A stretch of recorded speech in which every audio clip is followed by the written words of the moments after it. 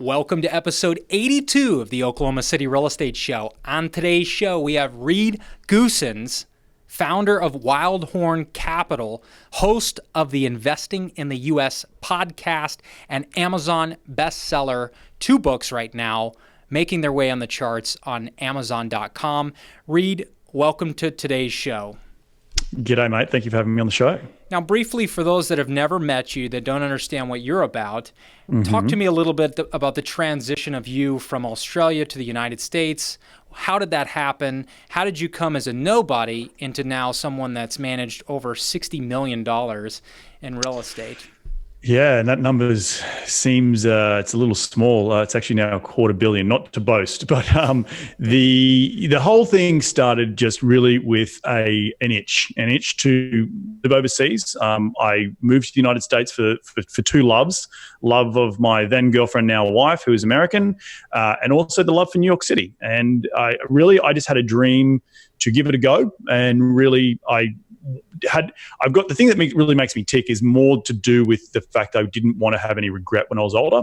And so really the whole moving to America story was I just wanted to move here as an expat, live in New York City for a couple of years, and then maybe move home back to Australia. My background's in structural engineering. Moved to New York City, found a job, pounded the pavement until I got a job, and quickly realized the barriers to entry into the United States market for real estate investing is a lot lower compared to my home country of Australia. So there was so much plentiful opportunities here that I thought, wow, this is really awesome. Maybe I can be my own boss one day. And I'd already had that sort of inner entrepreneurial drive after reading the book Rich Dad Poor Dad back in the day. And I always wanted to be my own boss, but this sort of moving to America, I was like, well, I've got to move to America. I've got to continue having a job. But hang on, there's this great opportunity to invest in real estate. And that's really where it sort of started back in 2012. And from there, as I said, the rest is history, right? Sure. Well, you make it sound super easy. You went from, I think your first purchase in the United States was a $38,000 duplex. Correct. Talk to me a little bit about that, because we've got quite a bit that say, I don't have any money. How can I get started? I'm just a small guy. How can I ever amount to anything? What would you say to those guys? Yeah, look, my superpower a little bit is the fact that I do have an international perspective. It gives me a lens to look through. So when I first moved to the United States and I saw properties for $38,000, I was like, that would never exist in Australia, not a triplex at least. So I was like, oh my gosh, wow, this is incredible. Like on paper, I can cash flow maybe $600, $700, $800 a month. That's really good money. So it was more to do with where I'd come from and comparing to what I had, sitting in front of me.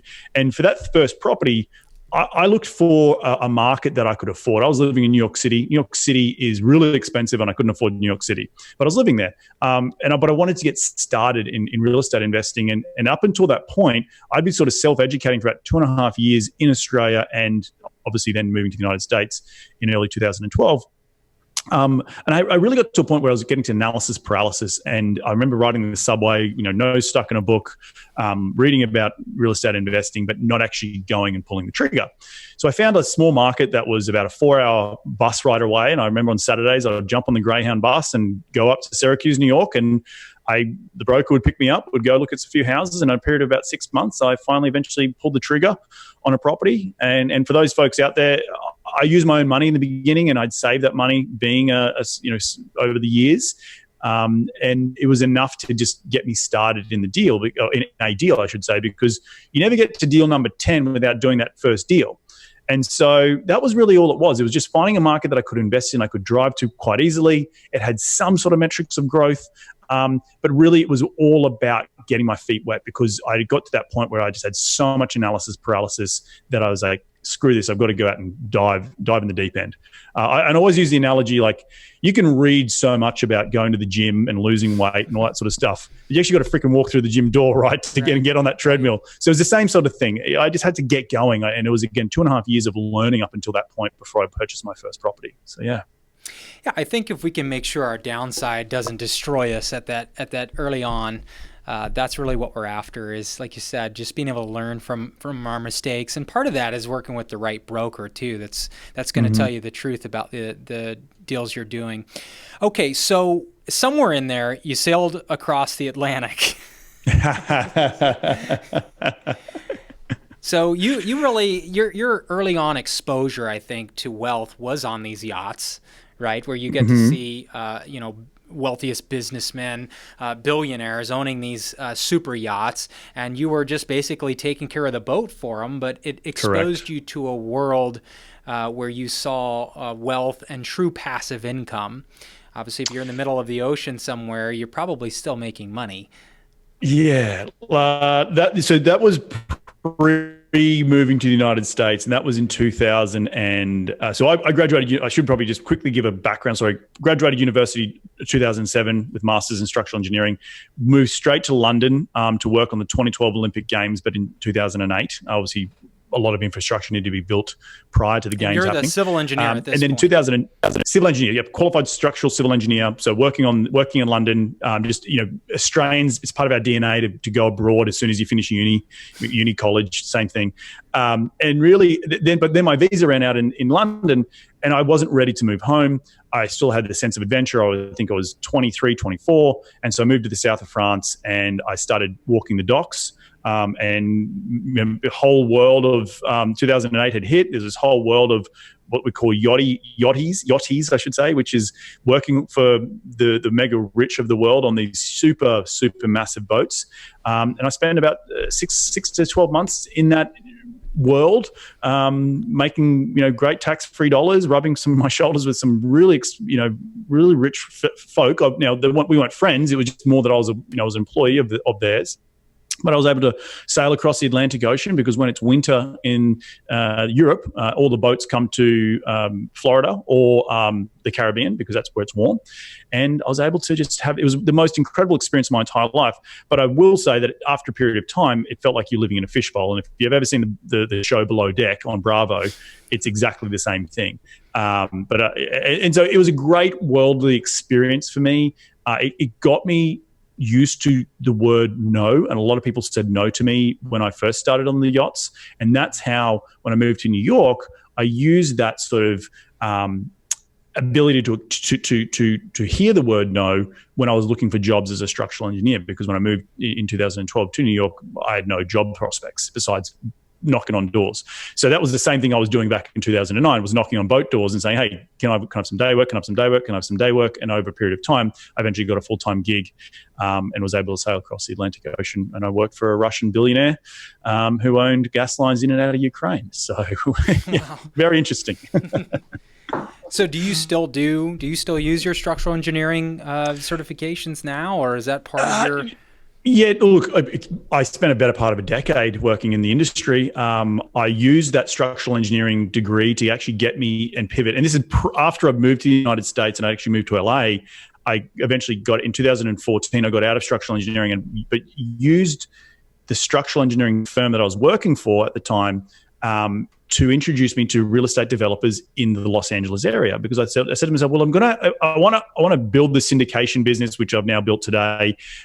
If I've got to continue to work, because remember, I'm a foreigner, so I needed to have a work job to have a visa before I married my wife and got a green card. Why not do it with a developer and learn the business of it, and be surrounded by real estate 24/7? And so I made the pivot in 2014 into real estate ground-up construction in multifamily, actually in Long Beach, California. And I helped build, the 3.5 years, I helped build about 700 high-end luxury apartments in Long Beach, working for a really awesome guy who was an expat like myself. He was from Iran back in the day, and it just built up a massive worth of real estate. And it just it coupled everything, right? I was surrounded by real estate 24/7. I was doing it as a day job. I was getting paid to learn. But I was also then had my side hustle, which was trying to do these multifamily apartments interstate in Texas. And obviously we'll get into that story as well. But it was more the mindset of I need to be surrounded 24/7 with people who I could aspire to be. And I could continue to learn about the business of real estate from within, if that makes sense. So yeah. Now, many investors have this synchrony between them and their spouse, right? So, or girlfriend, it can be, any situation, but your spouse and you have to be on the same page with where you're spending your money, or else you're going to be sneaking off trying to buy real estate. Talk to me a little bit about your relationship and how that's kind of, how you guys navigated growing this portfolio the entire time. Now, you moved to the United States for your wife. That was part of the reason. Is that right? Yeah, part of the reason. The main reason was to live in New York, but then we obviously moved there together. But yeah, you bring up an incredibly important point. In the beginning, when I was getting on the Greyhound buses to Syracuse, New York, Erica had she knew what I was doing, but she didn't maybe see the future that I saw.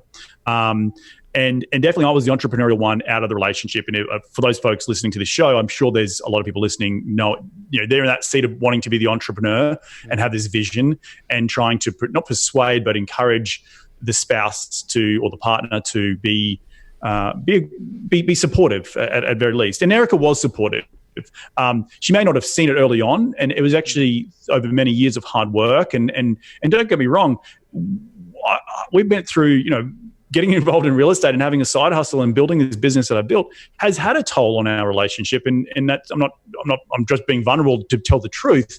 Mm-hmm. But it's important to understand that we always had each other's back. And actually over time, I've inspired her to go off and start her own business through the success that she's seen in me. So it really had a real, kismet / tying a bow around, like full circle of, in the beginning, it was skeptical, and it grew over time to saying, okay, well, I can see Reed, doing this, going through some hard times, and then eventually coming out the other side and saying, well, hey, if he can do it, so can I. So, yeah, it is important to have a spouse who is supportive of your entrepreneurial dreams and investment dreams and all that sort of stuff. But it takes time, and you kind of snap your fingers, and all of a sudden they understand what you're thinking, right? So yeah. So a lot of people that are at home right now watching the show or listening to the podcast on a train in New York, they're going, yeah, I've been watching HGTV and I've heard stories about somebody making 140%, off of a flip, and I wanted to get involved in that. I don't have any experience at all. And they kind of have this preconceived notion that real estate is a market where you can just make a lot of money really quickly and everything just kind of happens fast when you do it right. And I think we all see that that's not really the case. There's some outliers at that, but most of what this is about a lifestyle of forward thinking and delaying gratification so that you can do the things that you want to do later.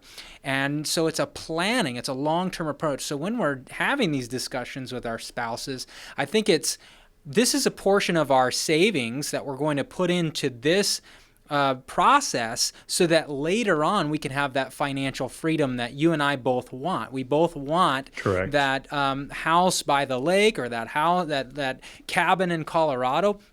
Or whatever your dreams are, you all want that goal, and so this is a process of saying we're going to do this diligently, and then setting our good expectations. So, talk to me, Reed. Let's get into the nitty gritty. A lot of people are going, okay, now talk to me about what I can do. So let's talk about expectations. Let's talk about just generic expectations for those brand new to real estate investing, and then let's talk about some options that we have for newbies as well as experts in the career field or in the real estate investing. So I think you bring up a very good point, and there is a lot of, we'll call it, HGTV is great, but it's essentially crap at the end of the day. If you ask me from a true investment point of view, real estate is get rich slow. If you think you're going to get rich quickly with real estate, you're in the wrong game. And go do something else. Go gamble or do something else.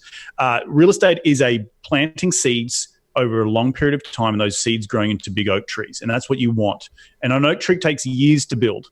Financial freedom with your partner or your spouse is a planning stage, and it may take 5, 10, 15 years to achieve the financial freedom you want for your family or you dream of for your family. So that's really important to get rid of the HGTV noise and understand that it's going to take a period of time to grow financial freedom.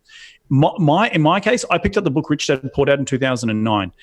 I had no idea it would take over a decade to get to this point today, but I'm so glad I stuck to it. Nor did I know that it would lead me down this path and me talking to you about all these units I own, blah, blah, blah. Like my original goal was to come out here and just live as an expat. So the other mindset piece is understand the Tony Robbins saying is you can overestimate what you can achieve in a year, but you can underestimate what you can achieve in a decade. And that's really important. If you have the right mindset going into this, that knowing it might take 5, 10 years to achieve what you want to achieve, then you're less likely to give up if it becomes hard or if it doesn't all work out the right way. And so that get rich quick mindset, throw that out the window today. That's the first thing. The second thing you asked about is what can you do to get started? So looking at sitting down with hopefully with your spouse, making that investment decision, you got to ask yourself a couple of questions. Do you want control over the asset? And do you have time to go out and find what I call cracking deals that you can buy yourself, manage, whether it be a flip or a small single family house or a duplex, and you can receive cash flow from that or an equity multiple if you're doing a flip. So there's that aspect of it. But you got to answer those questions of, do you have the time to go out and find it, rehab it, put tenants in it, all that sort of stuff? Or do you want to go out or you don't have the time and you like investing in real estate, but you don't have the time nor the energy to go do that? If you're in the second half of that, and you say yes to the second part of that question, well, then there's a lot of opportunities out there to go and partner with other people. You can buy turnkey properties, which are single family, quite cheap in your market where this radio show is, Oklahoma City. There's some great properties there that you can get started really on that sort of lower end, less around $50,000 to $100,000. You can finance them and they can produce some really nice cash flow for you. It's a great way to get started in the market. There's other opportunities like syndication, where investors come and invest in my company and they get to come along for the ride in buying large commercial assets. They don't lift a finger. They get paid dividends or what we call preferred returns, and we're essentially managing their money for them. So there's different ways in which you can place money in real estate or where it gets started. But the first question you've got to ask yourself is, where do you want to sit in the control piece? Do you want to control your own portfolio and be responsible for literally everything you do, from acquiring it to putting in tenants to reaping the benefits of cash flow? Or do you want to go place some money in a syndication and go about it that way? So there's a couple of options in terms of how you can get started in real estate investing. And there's many flavors you just talked about, and everyone's got their own mix of flavor. Some may think they're a certain flavor and then switch to another. I talked to a lady today, actually, in Blanchard, Oklahoma, that is retired now, and she's horseback riding. And she was actually at the ranch when we were talking, and she owns 20 single-family rental properties in the Oklahoma City area. And she was asking me, should I sell them right now? What should I do? And, we're projected to have an incredible rental market the next 10 years. When we've got new house buying, the standards have already risen. You've seen that go from a 620 credit score to a 700 credit score with JP Morgan and Chase Bank. That's just their minimum credit score required for their programs. That's a substantial increase in our credit score. That's raising the barrier to entry on first-time home buyers, which is then going to make renting more attractive and renters stay in the market for longer, especially in those higher rental markets where they used to just go and buy a property. Now they're going to be staying in that rental, and who knows how long that's going to stay around. I want to get into that in just a minute. But this particular customer of ours, her feedback was that she wanted to do flips. She wanted to flip homes, and she had flipped homes in the past, but her husband said no more. And he had said no more because of the emotional toll it was taking on his spouse.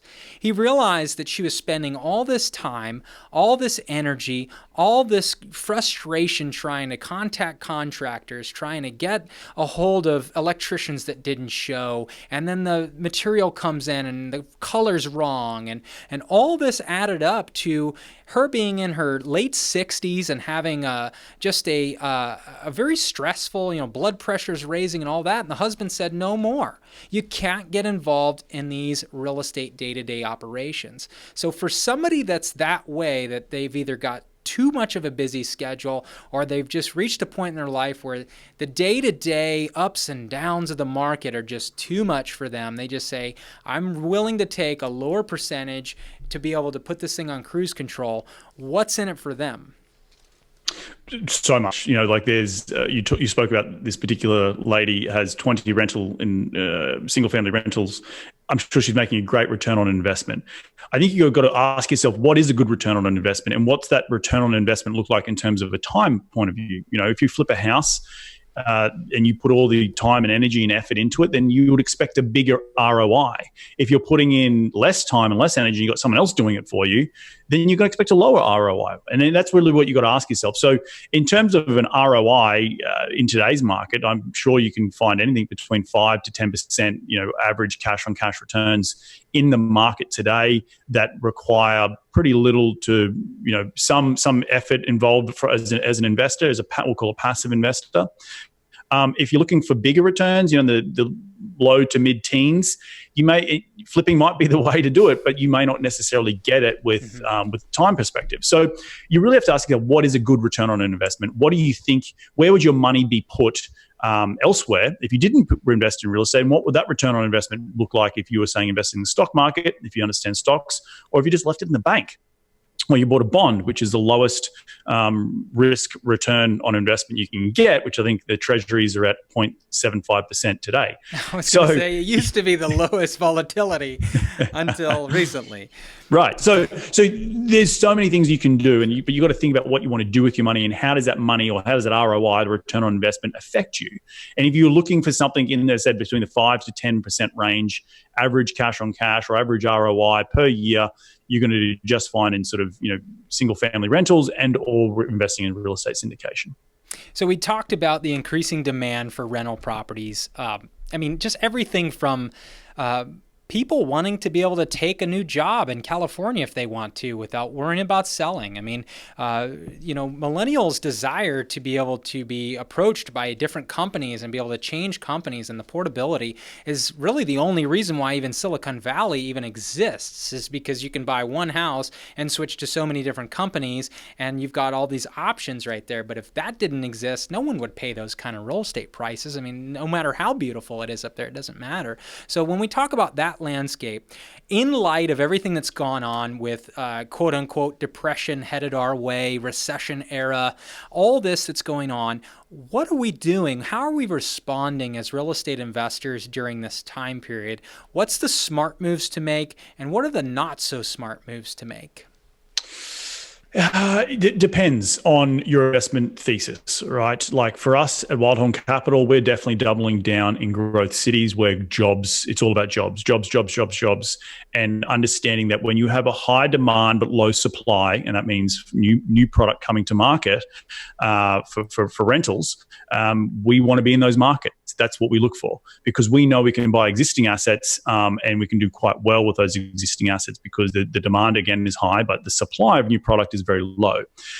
So in terms of that is really important. And in terms of the overall psyche of how we're living as human beings, I think you're dead on correct that people want flexibility. They want to be able to work from home. They want to be able to work from a cafe. They want to be able to just open their laptop and start working. And I think this sort of the COVID-19 world, Zoom world that we live in now is going to be maybe a little bit more of the new norm. So maybe not required to go into the office as much. But on the other hand, there is also the element of, you wanting having human interaction. So going into an office environment where you can focus and be really productive is maybe still something people want and need. So overall, I think we're definitely shifting in this world of COVID to a more online work environment, which means you can work from anywhere, which I think your rental demographic will then expand. But also you really want to continue to invest, and that's going to be a good thing, I should say, just before closing that point off. It'll be a good thing that we can start working more online and more remote. But you also need to invest in areas which do have true growth. And if they don't have true growth, you're never going to make money in real estate, because you want the true growth to happen. You want year-on-year rental growth to occur. You want jobs coming into the market where people want to continue to live in your property year on year. And so that's really why it's important to follow the jobs, to follow where look at that supply versus demand ratio of what's available in the market for people to rent from, and what's the new supply coming to market that might put you out of business as an investor. So understanding that is really, really important when you make that investment decision into a particular market, whether it be Oklahoma City or somewhere in Texas or somewhere in the North Carolinas, or it could even be in LA where I live. So wherever you are investing, you've got to understand why you're investing in that market and what does that mean for you in terms of a return on investment. So you mentioned two really large metrics, that's population growth and job growth. Talk to me a little bit about how just anyone can look really quickly and determine that about a city. Very quickly, Google it. So if you, Oklahoma City population growth, enter, and you want to see an upward trend. You do not want to see a negative trend. And I have not seen the graph of Oklahoma City. I'm assuming it's growing. You want to see it over, a 20-year span that the population is continuing to rise. Meaning people want to continue to move there, and hopefully will continue to want to move there in next decades to come, which means it's going to be great for your investments. The other one is job growth. A very easy way to look is, job growth, enter the city there. And you can see the different where the jobs are coming in from. You'll want to look at a diverse array of jobs. You don't want to ever invest in markets where there's only one major employer. You typically want to invest in markets which have 4, 5, 6 major employers, so there's a diversification there. If one industry, example, the oil industry goes bust, not everyone in that particular MSA is reliant upon that particular industry for work. Thus, if they don't have any work, they can't pay rent. So you want to look for one, population growth, and two, job diversification. And both of those things are very readily available on Google. Literally just type in the name, and most cities and municipalities will have statistics on a government website that they have. For example, I'm sure you can go to the Oklahoma City government website and they'll have all those sort of stats there. They'll have all the demographic breakdown, they'll have all the new awesome jobs that are coming to town, and they'll have the population summary as well. So looking for those pieces of information are really key and vital when you are making an investment decision. Where do you see, just on a national scale, where do you see this rent to value ratio going in the next 5 years? Do you have any projections on that? Well, when I first moved to the United States, the big thing everyone was talking about, back in 2008 was a US housing crisis. The one thing I learned very early on is that the United States has over 400 metropolitan statistical areas, MSAs. Within each MSA, there is a good side of the street, there's a bad side of the street, there's a north, there's a south, there's an east, there's a west. And within those areas, there's different suburbs. So to have a blanket statement that everything's going to be, a certain rent to value ratio, or the entire US housing market is going to be impacted, is a little bit BS in my opinion, because there's so many opportunities wherever you look, and you can make money if you're buying right, you're buying the asset at the right price, and knowing that you're future-proofing yourself by investing in markets where, as I spoke about before, population and job growth. Also, you want to be looking for assets where you can add value to it, where someone you'll take it off their hands and you might be able to rehab it and put in nicer fixtures and furnitures to attract a better tenant. So looking to add that value to an asset is really important to continue to drive your rental premium. And that rental premium is also reliant upon the job growth in that particular market. So overall, will this particular COVID-19 have an issue on rents? I think, yes, in the next 6 months, rent's not going to grow as quickly, but we're going to get back to early 2021, and I think we're going to get back to a slow and steady 2 to 3% rental growth year on year in, we'll call, secondary markets across the nation. That's been the norm for the last 10 to 20 years. So that's my opinion. On the other side of, you're a rental guru, if you will. What is your heart to the market on, is the government going to start pushing and supporting renting homes again, or are we still seeing the government wanting to push owning a home in America, or is it a 50-50? In my opinion, well, if you look at the particularly American, my opinion is that having a strong middle class is good for business. Good for my business means I've got renters who are going to rent for me consistently. Having a bigger wealth gap and having a smaller blue collar or middle market type of area is not good for anyone. So with any type of good middle market type of population growth, demographic growth, you're going to have some new house construction. You're going to have some folks that are going to go off and buy that. I think it's part of, you got to take the good with the bad. But in saying that, when I have good, strong paying jobs in my area, that means that people are going to be able to rent from me who want to rent, who maybe never will ever own a house in their entire life because maybe they got burnt or they just don't have the mindset to go out and own a house.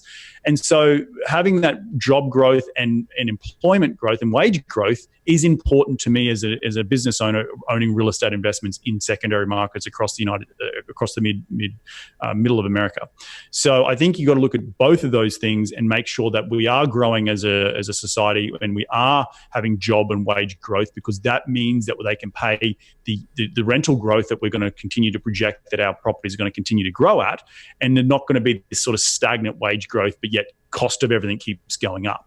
So it's a fine line to tread, but I think in general, you're always going to have renters as cost of things go up.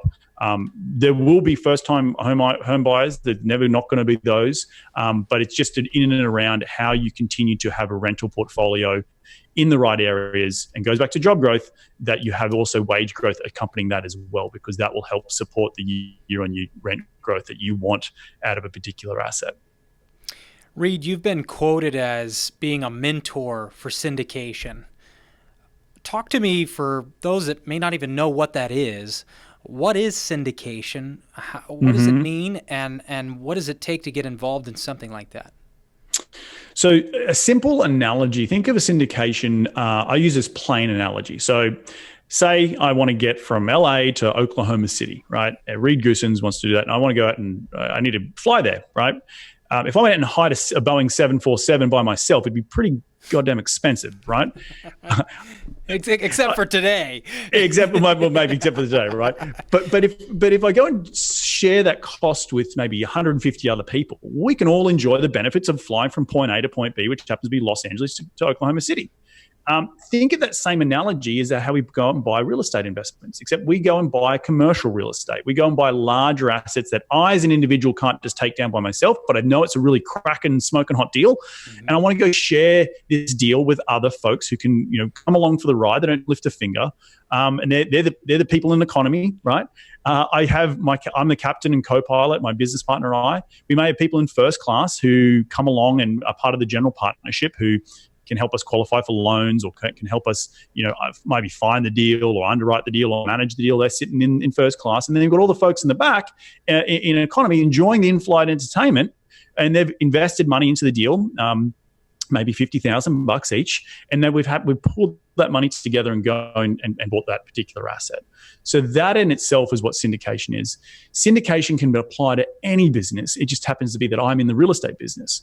Think of Google and Facebook. They had ideas, and they go fund those ideas from investors, and they went and pulled money from other investors to fund the growth of Facebook and Google over time. So syndication is just a business owner offering investments to investors who don't have time nor the energy to either come up with the idea or go and find real estate investments. And it's a partnership that they form in order to grow a business together. That's all it is. It sounds like crowdfunding to me. I mean, that's crowdfunding is a good word for it. Crowdfunding is a good word, but crowdfunding has also been coined with the lower, like you can get in for $5,000 or $1,000. Syndication is more in the fact that you are investing larger sums of money. It's not just, you can't just strike a check for $1,000 and be invested in a deal. I think we're going that direction. So what does it take? So we're going that direction, but what does it take right now for someone that says, I'd like to buy an apartment complex? I mean, apartment complexes run the gamut on prices, anywhere from $1 million all the way to $150 million and more, depending on what cities you're in. So someone says, I could never afford that. I'm not interested in that, but I do like the stability of the market, because they understand these large entities are often, you can control the cost so much better than you can on a single family. You control the quality of the campus. I mean, there's just all these metrics from water maintenance to the staff that you hire on there to the rules you can set, and you've got a lot of leeway with the county now because you've got hundreds of addresses that are under your care. So what does it take to get involved in something like this? Is this for just people that have $1 million in a bank account, or can the smaller guys get involved in this? No, definitely the smaller guys can get involved. There is certain rules and regulations that you need to follow and need to make sure you, as a limited partner, as a passive investor, you are understanding. There is obviously the Security Exchange Commission, which is the governing body here in the United States, making sure that no one rips people off. Has set two limits, which is one being you are either an accredited investor, meaning you earn over $200,000 a year or more, or you have a net worth of over $1 million, excluding your primary resident. They're folks that the SEC's essentially just said, well, look, if a deal goes bad, I think they're going to be able to support themselves, and not that all deals go bad, but that's what they're thinking, that they are an accredited status because they've been able to earn X amount of money per year, or they have a net worth of over a certain amount. For everyone else, there's unaccredited investors. And you can still invest in real estate. You can still invest in syndications. You just have to invest in what's called a 506B for Bravo. And that's a certain limitation, which means you can have up to 35 non-accredited investors involved in a deal, but you have to have a pre-existing relationship with that particular sponsor or that particular business owner in order to go and get involved in maybe a larger apartment community. So you need to understand where you fall. Either you're accredited or you're unaccredited, and you need to go and make sure you're looking at deals and understand if you can invest in those deals based on your current accreditation status. So that's how people can get involved. And then you also look at what's the minimum investments, and they typically range anywhere from $25,000 to $50,000 minimum investments. And it just depends on the operator in which you want to invest with. And when I say operator, the business owner that you want to invest with. So, yeah. So just to summarize that, so if you're an unaccredited investor, which means that you haven't filed with the SEC to be an accredited investor with a minimum being $200,000 and above?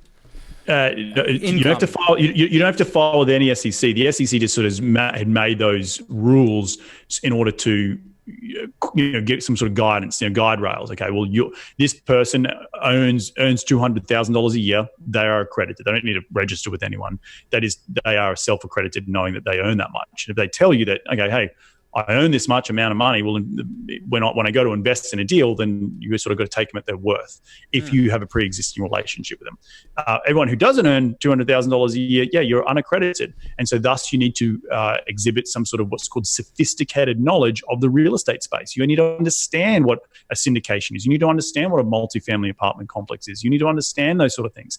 And there's a lot of folks out there who do that. They just may not necessarily hit the $200,000 mark, right? So those folks can still invest in real estate, or in syndication, I should say. They just got to understand where they fall, if it's unaccredited or accredited status. So if they're unaccredited, we're talking about you can split an apartment complex between 35 individuals. Is that right? Correct. That's correct. So, I mean, folks, you can do the math there pretty quickly. If you find out what's for sale and you can say, okay, we've got to divide this. Now, some people are going to take higher risk. Some people are going to take lower risk. And then I'm assuming that you all would distribute according to what the risk is and the market share of what you make off of it at the end of every month, right? That is exactly correct. And here's the other thing: you can also go I don't want to get too into the weeds, but if you just have a group of people who come together, and again, I'm not an attorney by any means, but you've got to consult your attorney. But if you're saying you're just going to go take down a 20-unit property, and there's you and your 5 buddies, and you all have the same voting right, even though you might bring slightly different capital amounts to the table, well, then that's more of a JV, and that's not really. The SEC is not, because everyone's got the voting right. Everyone can vote on work. We want to sell the asset. We want to refi it. We want to paint it purple, whatever it might be. And so that's more of a joint venture. It's when you limit the voting right of a investor is when you get into offering a security. And that's when you've got to comply with the Security Exchange Commission laws, which is what I stated before, the accredited status versus non-accredited status. Does that make sense? That's a great explanation for that. So let's talk just a minute about return on investment when it comes to a syndication. What kind of numbers are we talking about? I mean, I talked with a gentleman today. I stopped by his place. He's a retired psychiatrist that's got quite a bit of his retirement in stocks right now, and he's pretty nervous, and he's been with oil and gas the way it is. I mean, this morning we touched negative $40 a barrel.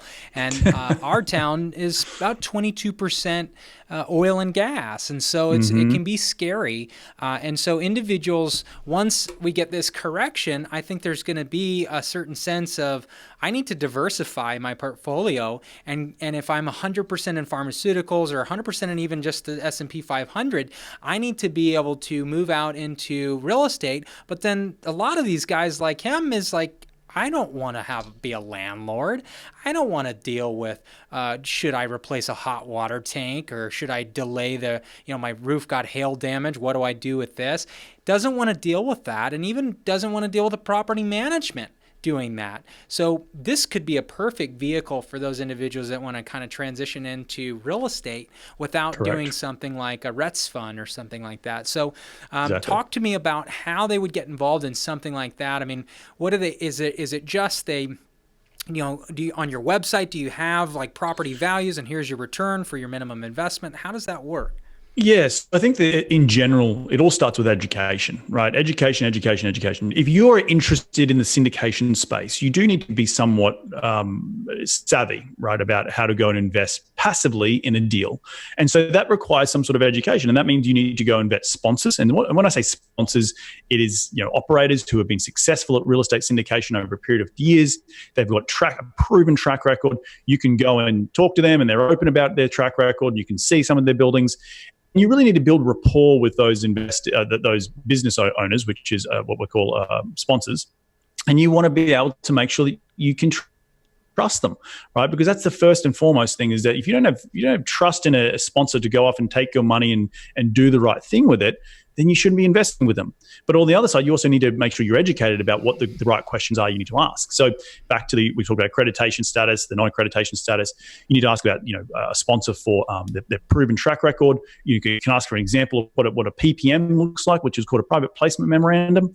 You need to understand all these things and these legal paperwork that goes into investing in a passive investment.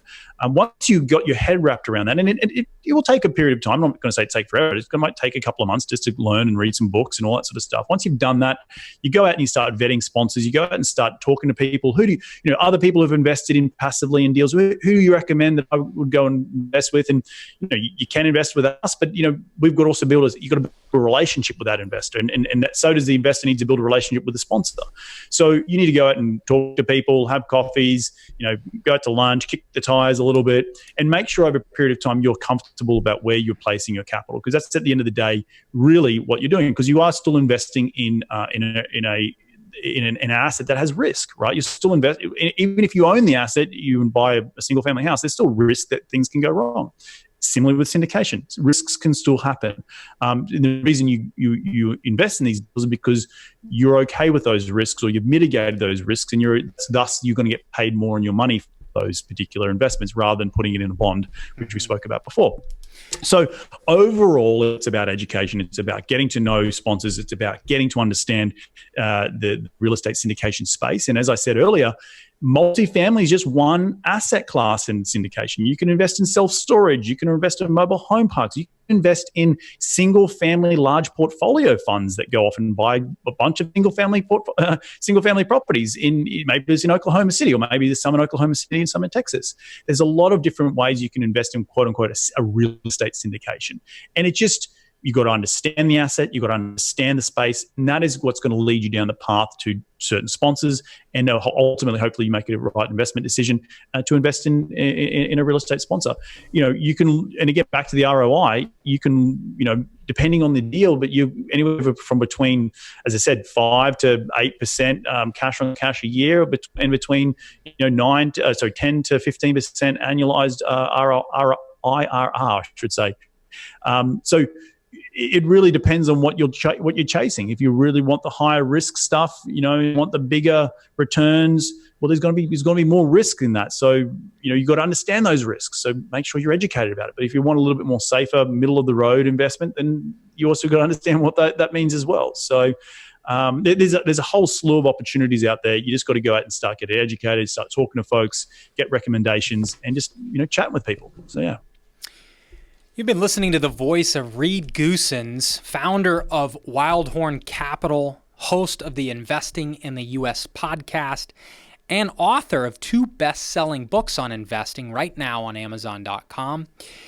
Reed, before we let you go here, one question that I think everybody has is, with COVID-19 impacting our market and really being a catalyst of what may have already been wheels in motion to do, what some call, again, a depression or a recession, what do you have to say about what we should be doing? Should we be waiting till we hit rock bottom? What do we do in the next 90 days? What do we do in the next 365 days here?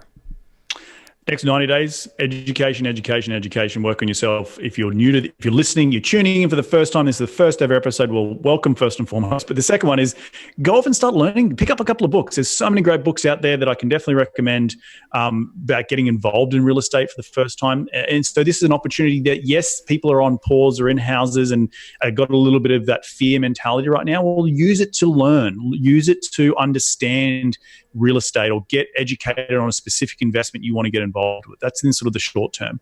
Or start networking with other people. I would go and encourage people to go to local RIA events, Real Estate Investment Association events. There's so many of them around. And start surrounding yourself with other people who are being successful in these markets. And you can learn from those people. So really, education is the first and foremost in the next 30 to 60, 90 days.